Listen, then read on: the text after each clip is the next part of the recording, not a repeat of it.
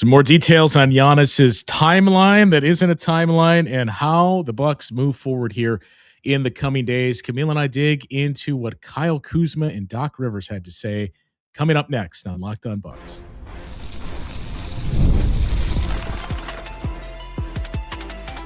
You are Locked On Bucks, your daily Milwaukee Bucks podcast, part of the Locked On Podcast Network, your team every day. Welcome into Locked On Bucks. My name is Justin Garcia, joined as always by Camille Davis. We thank you for making this your first listen of the day, each and every day, and for helping make the Locked On Network the number one podcast network in the industry. You can hear me every single game on the Bucks Radio Network. You can find Camille weekly as one of our analysts on the Locked On NBA show, the Technical Foul podcast as well. And we now have a game night after 3 days off, where the Bucks get set for the 76ers. It's another national game, which is luck would have it, Camille. They're in this stretch of, you look up at the schedule, like, this game's a national game? Like, yes, they have quite a few of those here coming up over the course of the next, week to 10 days, even though they're going to be playing those games without Giannis. And that's where we begin things, as Giannis self-diagnosed himself with an calf or soleus strain and said he expects to hear he strained that, and he'll be out 4 to 6 weeks. Mm-hmm. We haven't gotten any official release from the team, but we heard from Doc Rivers after their practice yesterday, basically confirming. Similarly to you, Giannis is not a doctor, but he did try to diagnose himself. He did a very good job. So MRI has revealed exactly what we thought. There's no timetable, calf strain, and really no timetable for return. Hopefully, like it was before, sooner, but there's no timetable. He gave himself a timetable, I think, largely because of his experience. Yeah. However, clearly this is now two in the same. Is that part of this injury in this instance of just, we need to make sure? Well, I thought we did that last time. It's not like we didn't make sure, but there is a sport you play and things happen, and it's concerning because this is really 3 or 4 years in a row, right? I don't even know that. So he plays a lot of basketball. He really does. Summers, then body doesn't get a lot of breaks, and that's tough. Okay, so I mean, no timeline. Mm-hmm. I can buy that because this has been a reoccurring issue, as you heard Doc Rivers talk about at the very end there. I would also be curious, okay, what is the severity of this strain? Like, is it a grade 2? Is it a grade 3? What are we dealing with here? Because that'll help get a sense of, not that it's as important as it would have been even, the first time this happened against Cleveland, but it gets you a better sense of, okay, this is going to be 6 weeks. This could be 8 weeks. This could be even more beyond that. But before we get into one other thing Doc had to say, the last part to me is the part that it was prevalent years ago in the conversation about Giannis and how you handle him, but for different reasons. And Doc bringing it up again, not saying that Doc is saying this is the blame, but if Giannis is going to remain on this team beyond this summer, it's going to be reinserted into the conversation. And that is, do we tell the guy, you're not playing internationally? I know how important that is to you. And obviously the emotion that we saw when you helped grease metal this past summer and what that meant to you, and talking about it with your brother. But this has now become a major issue, where it was, 8 years ago, that 8 to 5 years ago, where this was a common discussion because of the knee and knee soreness of, we don't really, do we want Giannis playing internationally? Well, now it's become, I think, much more pressing because knee soreness and dealing with Giannis did this or torn, that's completely different than soft tissue injuries that we have seen routinely. Even though there's been, Jeff Stotts and others it's not necessarily that it leads to this. We have just seen the correlation between calf soreness, calf strains, popped Achilles right after that. Yeah, and that's why you have to be so careful with an injury like this. The idea behind, like, we already know there's a strong segment of Bucks fans who every time it's international play, they are like, please no, don't do this. Don't. But we also know how important this is to Giannis. Like, I believe Doc was even asked during the same presser about the international play, and he was like, good luck trying to stop him from doing it. Right. Like, Yep. It's not like you can try to debate it with him if you want to, but you're gonna lose the debate because there's no debate to be had. He has made up his mind. He is going to play international ball, and that is just going to be what it is. He's going to represent his country. And honestly, how can you tell somebody not to represent their country when they want to? The thing with it is, well, how do we manage it? How do we make it so that we have eyes on the situation, make it so that he's not overworking himself while he's getting the work in? Because even with practice rituals and things of that sort, summer pickup, whatever the case might be for how you're preparing for the upcoming season and keeping your skills sharp while improving along the way, like, there has to be a plan in place.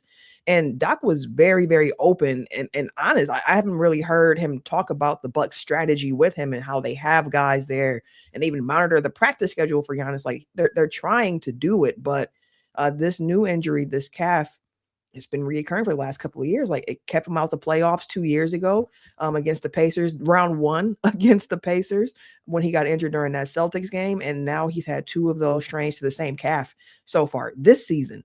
And we know how calves can be tricky. I mean, you look at the finals when Tyrese Halliburton, knowing what it would mean if he kept playing on this bum calf and like just kind of being caught. Like, I know the risk associated with it, but I'm going to go out here and play it. And sometimes there are guys who are going to do that. I think game 7 of NBA finals is a bit different than, January in the middle of the season. So it's a balance that has to be struck, but it is concerning at this point that this same injury keeps popping up. And we know soft tissue injuries can be really fickle, where you think it's better, but ultimately it's not. So it's something to keep an eye on. And honestly, I know the Bucks are already saying, like, we're not going to shut him down for the season, but might be something to consider, or at least that the 4 to 6 week timeline might need to be 6 to 8, whatever the case may be, to really make sure that he is all right, because ultimately his health is the most important thing. Yeah, the last one that you mentioned there too of, okay, so what does this mean for Giannis for the rest of the season? And have you given any thought to just saying, look, another calf strain, we're currently 11th. I think anybody that's followed the team through this season and has followed the rest of teams in the league, there's a really good chance the Charlotte Hornets are going to move past you this week, really, potentially, in the next couple of days. So does that increase the impetus to say, let's shut her down for the season? As you mentioned, Doc Rivers said no.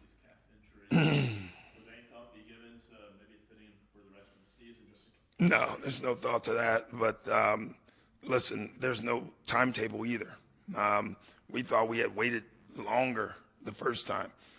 And at points he was 100%. But, there's calf strains all over the league. I can't give you the answer. Why?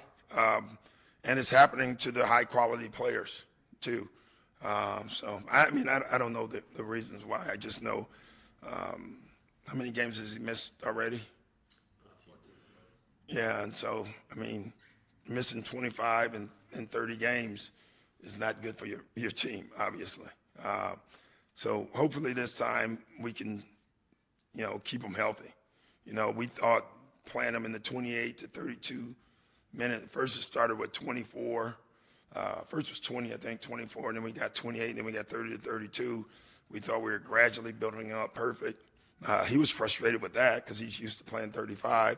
So we thought we handled that well. Maybe we'll go back down.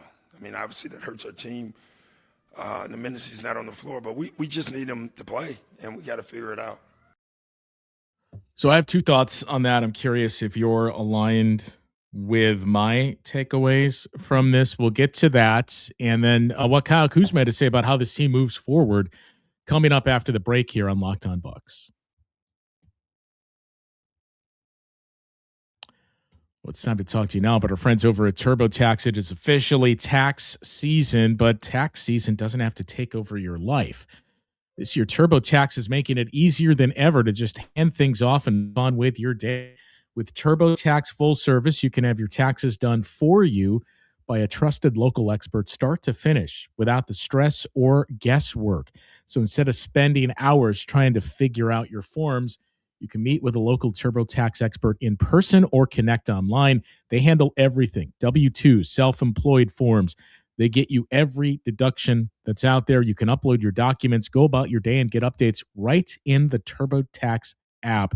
It's a huge time saver, gives real peace of mind knowing an expert is handling it. And I can vouch for all of that, having used TurboTax Full Service here for the past few years. For a limited time, you can have your taxes done by a local TurboTax expert for just $150 all in if a TurboTax expert didn't file for you last year.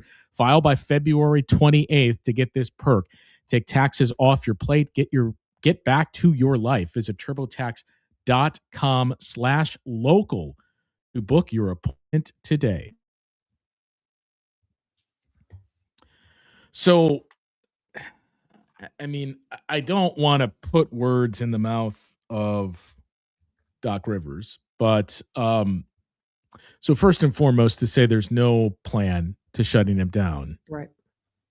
but there's no timeline. At the same time, yeah.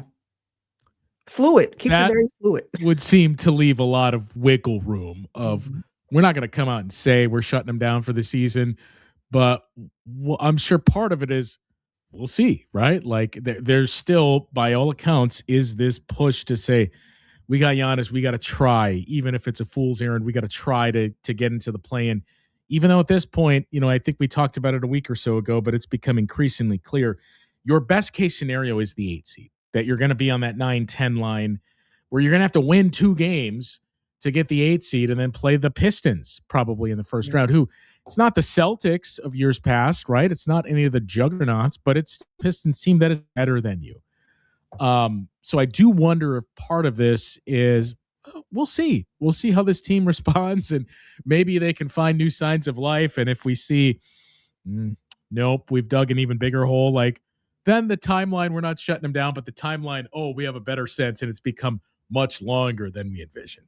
Yeah, we saw that the exact same way, because no timeline, but also not shutting them down felt like there's some wiggle room in there. There is some flexibility in there to kind of do what you want to do as the season continues to unroll, whether that is not playing them, whether that is, hey, he comes back and he's only playing 25 minutes a night going forward.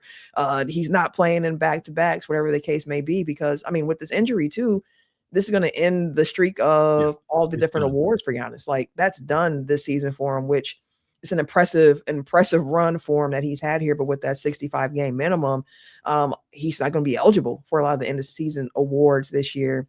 And even the All-Star game, like, he has the honor of being a starter for this, this game, and it's still going to be on his resume. But the prestigious honor of the All-Star game, where we're selecting East and West and then breaking it off into USA versus International, and which is playing what he at wanted 2:00 in the afternoon. Like, which is what he wanted. He was like, hey, this is part of my idea. I wanted to do World, and he's not going to be able to take part in this particular rendition of the All-Star game. But I mean, it does give the Bucks, like you said, flexibility to not be backed into a corner. But you said you were going to do this, and it doesn't happen, which I'm also curious about the Kevin Porter Jr. injury, because we haven't gotten an official update that was on part that 2, either, right? Outside of he's out indefinitely, but that's outside of Doc saying, I don't expect him to play for a while, basically, or however it was that he worded it a week ago. Yeah, we've got no update on that. When he mentioned, like, we thought we were being cautious with this. I mean, maybe, right? But he came back. It wasn't like shockingly, but he came back earlier than expected. He played in every single game since coming back, which was another thing a lot of us question of, like, well, he's got no wiggle room to hit 65. Like, I'm assuming there's no way he's going to play every game from here on out. And he did up until this one. And for Doc to say, like, well, we thought we were being that cautious with like 24 minutes at first, and then 28 to 32 is where we were keeping it. I don't know, like, wouldn't the thought be, and I get a big reason why this is not the case, but wouldn't the thought be, okay, let's dip our toe in the water? It's probably better, and this is a better question for Troy Flanagan and the staff that keeps data on this, but Is it actually better to play limited minutes, 24, 28 minutes consecutively versus just, we'll play it 28 to 30 minutes here. You're not playing next game. And then like, we'll play you again. Then you're not playing next game. And we're going to work up into building you some pockets where we see, oh, we get 2 days off. We're not going to play you this game. So then it becomes like 4 days off that we get. That's the biggest shock to me, that like, wow, he's not even on the injury report. He's out there and he's going. Yeah, I mean that's one way to look at it too, of like what's the best way to manage it. And when it comes to like the whole load management conversation, part of why the NBA went to the 65 game minimum rule in the first place, trying to curb that, you hear from players a lot of the time where they're like, hey, a lot of this is the team's doing. Like Right. it's a collaborative. And to be clear too, like I mentioned before, I mean, like we don't know. I know the Bucks sports science staff, they do have that where they can tell you, well, our numbers suggest in the end, what we've done to track guys' bodies and recoveries, you're actually better off playing at this amount of minutes, or you're better off playing these many minutes today and not playing, or this many the next day. Like they do have that. So maybe that is what they had. But my question is just twofold in that, did we try to look past some of that where it wasn't like glaring, but just he'd probably be better off to not play this game? And it's like, well, what if we limited his minutes because of, number one, where you are in terms of the standings, and Giannis himself saying, no, I wouldn't have finished and plowed through that game if our record wasn't what it was after the injury occurred. But also the 65 game thing. Like, I'm not even saying it in a selfish sense. It is quite an accomplishment to have the streak that he has had. So I could understand and see if this is Giannis too, saying, I want to keep hitting that. Like, I think I can manage my body enough to hit 65 games. I would like to once again finish in the top 4 in MVP voting and have another first team all NBA record for, another stretch to add to this streak. Like, those are two things that I'm not saying steered the conversation, but they probably factored into it as well. Could not agree more. And that's the collaborative part of it, right? Where it's like the player has goals. They know their body. Like they're the one who's feeling whatever it is that they're feeling in their body, while the sports science team and the medical staff of any team is trying to look at the numbers, analyze it, figure out the best way forward. But it has to be a collaboration between the player and the team. And if Giannis is telling them like, hey, like, no, I feel some pain here, but like, I'm okay. Like, it's not bad. I can play through it. And they're doing their scans and they're like, well, it looks like it's all right, but you're trusting what the player is saying too, of like, it's a little uncomfortable, but like, I can play through this one. It's not too bad, where it just has to be, it's hard. That's what I'm getting to. Like, it's a hard balance to try to strike between player and medical staff, because we know players are going to want to play. They're going to push their bodies to limits that are unheard of for most normal people, but the medical staff has to kind of reel them back in at times. But if the medical staff is hearing from the player, like, no, I'm all right, like, and there's nothing else that's showing up to indicate that they're not all right, you kind of got to go by their word. So it's a tough situation for the Bucks to be into with this, but it's something they're going to have to manage going forward, assuming Giannis is remaining on this team going forward, because we know the knee thing has been a chronic thing for him for a few years now, but now the calf has become a reoccurring issue. 31 years old, a guy who relies on athleticism a lot. Like, we saw him hampered in that Nuggets game where he just could not beat guys off the dribble, and that's a big part of his game. So it's something that has to be managed, but it's something that's between player and staff, where communication has to be open and the trust has to be there as well. We teased what Kyle Kuzma had to say for after practice yesterday. There was one interesting thing we'll get to coming up in the next segment, and then we will take a look at the Sixers game and this Bucks team go forward. Like, what are the things, the glimmers of hope, the things that we like and the things we hope not to see going forward? We'll get into that conversation coming up next.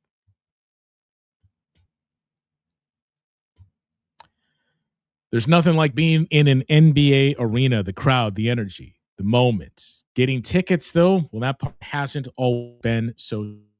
That's why Game Time has become the go-to app for scoring tickets fast without the hassle. It puts the advantage back where it belongs, with the fans. You pull up the app and pick an upcoming NBA game, and tickets are loaded within minutes. You see prices up front, no surprise fees at checkout. You can even see a view from your seat before you make the buying decision. And you get zone deals where you choose the section, Game Time picks the seats, and you save. Great last-minute options with NBA tickets showing up at solid prices. Everything quick, intuitive, stress-free from start to finish. So take the guesswork out of buying NBA tickets with Game Time. Download the Game Time app, create an account, and use the code LOCKEDON for $20 off your first purchase. That's Locked On, LOCKEDON, for $20 off. Download the Game Time app today, and remember, it's gametime.co, not .com. All right, so Kyle Kuzma, Camille, we'll get to those comments in just a second here, but we are now barreling towards the trade deadline, just over a week away, 9 days away. It's basically here, and we want to give you a free month of our new Everydayer Club in order to get ready for the trade deadline. If you need a group chat to keep up with the chaos, then join ours. Everydayer Club gives you access to join our Discord for Locked On Bucks fans, plus national chats where you can hang out with fans from across the league. You also get free, ad-free versions of the show. And if you sign up by the trade deadline on February 5th, you can use the code DEADLINE to get your first month for free. Tap the link in the show notes to learn more. So Kyle Kuzma figures to be a big piece now in the short term, and just asked general thoughts on where do you guys go from here? What have you heard about Giannis? How do you crawl out of this, and what's the message and the way the team needs to play going forward? He's getting hurt again, and he's self-diagnosed that he was going to be out for quite a while. Doctor Antetokounmpo. Yeah. I mean, however long that is, you guys were 3-11 when he didn't play at all. Yeah. What maybe can you pull from that time to at least try to even that out, or maybe get off to a better start as you kind of do this again with him on the sideline? I think we need to. Well, we had a good practice today. I think first and foremost, getting through some concepts of what we're trying to now accomplish without him out there, and just trying to do some little things more with more intention. Understanding that we need ball pressure and ball rim, pressure, right? So, just making sure that we know that we're trying to hit pick and rolls. We're trying to forcefully get downhill. Having guards roll, bigs pop, bigs handle. Just going through every little thing that we can, so we're ready to go into Philly. So. Pretty self-explanatory, right? Like, we got to play the right way, and I got to be a roller. We have to have guards do the same. Kyle Kuzma is interesting to me because this is going to be an interesting stretch for Kuz. There's been a lot of chatter, and we've heard Giannis basically specifically praise him, and I think reading between the lines when he talks about the way that you need to play, referencing Kyle Kuzma quite a bit. So what Kyle Kuzma puts on film and how he plays here, I would think it would be even more interesting for purposes of a trade deadline if this injury would have occurred a month prior. Yeah. But for the offseason especially, the same way the Bucks viewed him and said, here's the things physically he brings that Chris Middleton cannot. If he plays a certain way, it's going to be interesting to see what the standing is of Kyle Kuzma around the league, and frankly, a lot of veterans that are currently on this roster for the Bucks. And that's a much larger discussion that we can certainly get into in the coming days and weeks, especially once we get more clarity at the trade deadline. But, one of the challenges with the way this roster was constructed, which I think a lot of us really liked at the time when you go back to the offseason of oh, well, they did this and the last 2-3 years, what they were able to do. What do you think the biggest reason from this year to the last, let's even say the last 3 years is with the approach that the Bucks have taken? Why has it been so drastically different in results this year versus the previous years? Well, I mean, one, they're down to just one premier shot creator, so to speak, in Giannis, It's and the the way he biggest creates one, his shots right? is a little bit different than some other superstars, right? So, I mean, the last 2 years, you had Damian Lillard next to Giannis. So even if Giannis was out, you could trust in Dame and use his gravity, let him initiate the offense. You had Chris Middleton, a guy who could step into any real role that was needed of him in that moment. He could be your secondary playmaker. He could be your lead playmaker. He could be your leading scorer. He could just do so many different things for the team. I mean, you had a constant on your defense there with Brook Lopez, even though there was so many conversations around Brook and what he did defensively for this team. And yes, he was getting older. You saw for the last few years where teams were purposely trying to bring him out. But I think just the construction of the team, you had a few more guys you could trust to create those shots. And that's why this year it's been like, hey, if there's no Kevin Porter Jr., it's going to be tough for the Bucks, in addition to no Giannis, because they just don't have as many guys. I don't think they can do that consistently. And honestly, I thought the defense would be a lot better for this team, and that would fuel their offense a little bit more.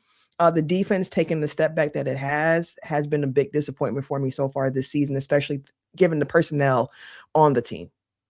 Yeah, I mean, all of that is true, right? I mean, obviously, I don't think everyone, I think a lot of people overlooked what we kind of tiptoed around and said, like, well, if Giannis misses time, what's this going to look like? Then it's going to be interesting. But I love everything that fits around him. All those are huge reasons why. To me, it boils down even more simply. For the last run of that nucleus of the Bucks and that era of the Bucks, you look back to all the names that have one by one peeled away and are gone. Bobby Portis and Thanasis are the only two guys remaining from the championship team with Giannis, which is now already going to be 5 summers ago. Hard to believe. In those years, the late years after the title, like, you continued to just cycle through guys at the bottom of the roster. But the constant was the group that you had at the top with Giannis and Chris and Drew and Brooke and Bobby and Pat Connaughton too. Damian Lillard thrown in there.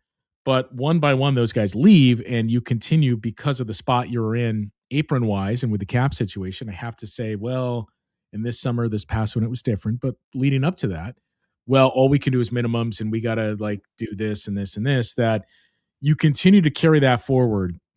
And when you get to the point where, what was it that we mentioned? It's 10 guys, I believe, that are essentially free agents or have a player option to pick up. It's the majority of your roster that can be a free agent this summer.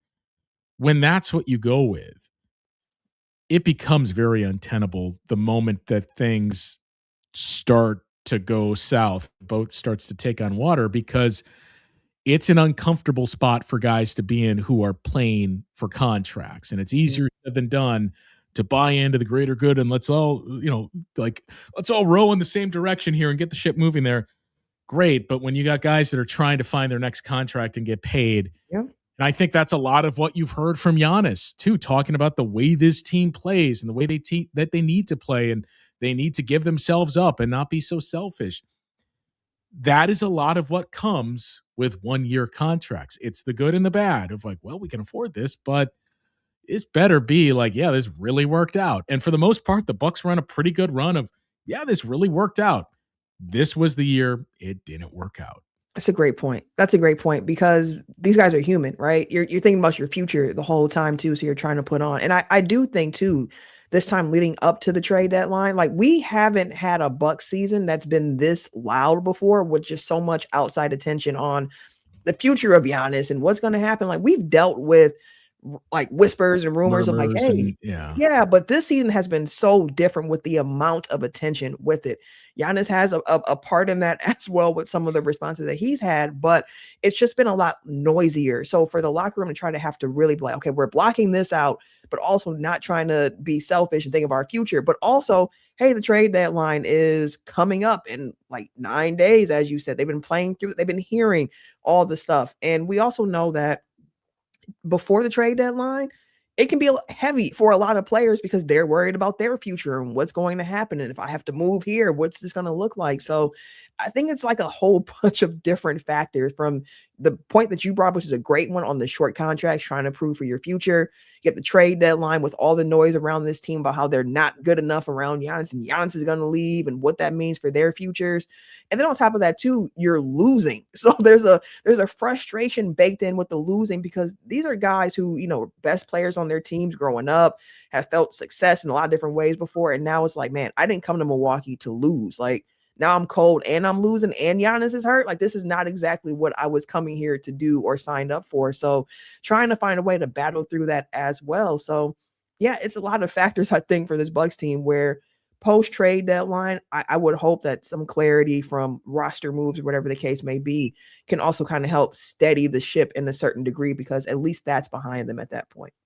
Yeah. And I mean, what the teammates and everyone else, like all of us, I know people are tired of it, but like the constant Giannis chatter, that compounds it too. When you're a guy that's on a 1-year deal and says like, well, I don't even know if this guy's going to be here next year. So like, I got to go show out, and it's not going to be rewarded here because who knows what direction this team could go in. So I got to find my next contract by playing pretty well and getting my numbers. I think that's all factored in. It hasn't been one thing. It's been a lot of things that has put this team in this spot. As we wrap here and get ready for the game against the 76ers, we said what we like, what we don't.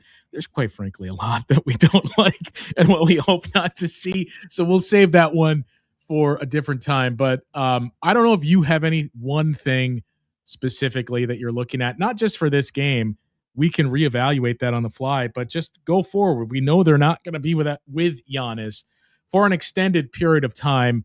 Sounds like the same for Kevin Porter Jr. as well. So in that time period, I don't know if you have one thing specifically of, okay, this is what I like that I've seen, and this is what I want to continue to see. For me, we may have the same thing. A lot of people are going to have this thing. At this point, the new favorite toy is Pete Nance. And let's just see what situations you can play him in, and let's see how Pete Nance holds up in some of those minutes as a rotational big and some of the things he can give you, because we'll sound the alarm here that it is a very, very small sample size. But with Pete Nance on the floor so far this season, the Bucks are plus 19.2 in net rating. Their offense has been really good in the 99th percentile. Defense is a 108.4, which is also pretty solid. In about half of those minutes, maybe 2/3 have been without Giannis on the floor. So about a third of them with Giannis on the floor with Pete Nance.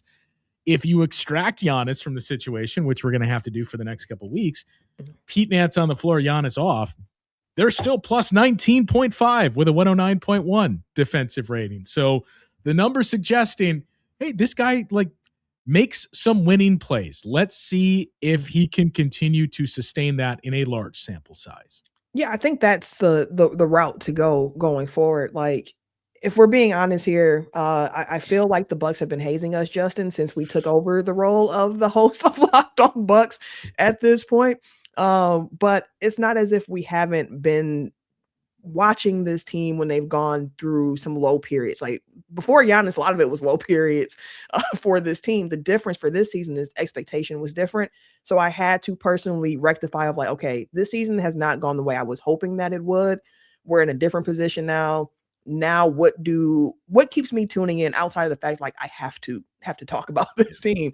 The fan side of me is like, what am I looking forward to every time the Milwaukee Bucks hit the floor? And for me, it's one, okay, hey, it's a loaded draft class.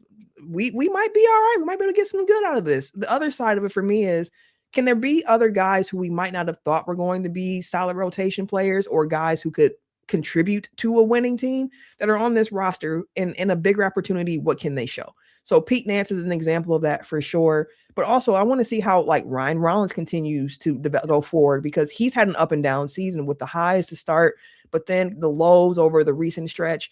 AJ Green, he hasn't looked quite the same since coming back from injury. What do sets for the Bucks look like when they're trying to get him the ball?